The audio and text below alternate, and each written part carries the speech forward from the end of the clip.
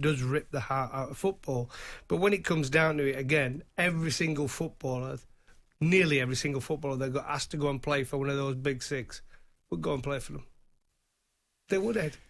I'm not... Because if they're I'm talking... not entirely sure. The money we are talking about... The consequences, though. Yeah, if there is.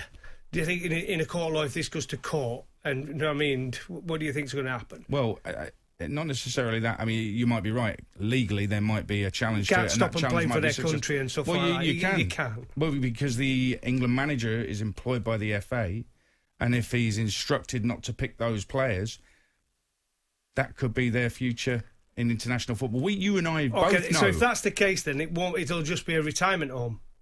Well, exactly, and they won't go ahead with it. Because players won't stand for it. If they're not allowed to play for their country, they will not want any part of it. Yeah, I agree. Most players out there still want to represent their country 100%. at a European Championships and at a World Cup. Yep. So what they'll do, when they've represented them in probably 2 World Cups, it becomes a retirement home. So they'll have people like Messi in there now and Ronaldo towards the end of Ibrahimovic, towards the end of their careers, who are playing in a European Masters event.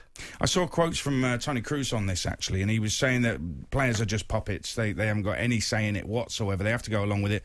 And he said things like the Nations League, they wouldn't be playing that if it was up to them. They wouldn't be playing domestic Super Cup finals in Dubai or whatever if it was up to the players.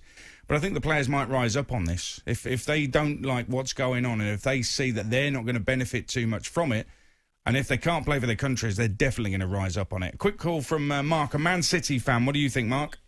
Yeah, hi. Good show, guys. Thank Good you. to speak to you. I've been listening in, obviously, on my drive home, and I'm a Man City fan. I've been all my life, 1977 born.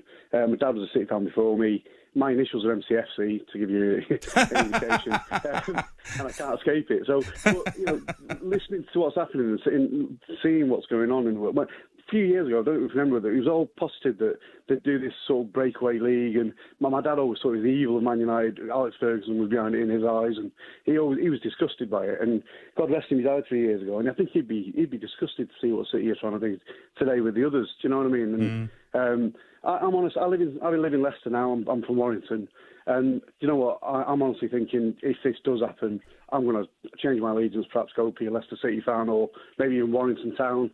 A bit more grassroots. But hang on, you've got to support a team that's MCFC. If that's your initials, is there another one? Deed Paul. Listen, Deed Paul. Change my name to Luke. LCFC, brilliant. Mark's a great call. I think genuinely, a lot of football fans are considering leaving their club. One of the top 6, if they support them, they're considering transferring their allegiance to another club if this goes ahead.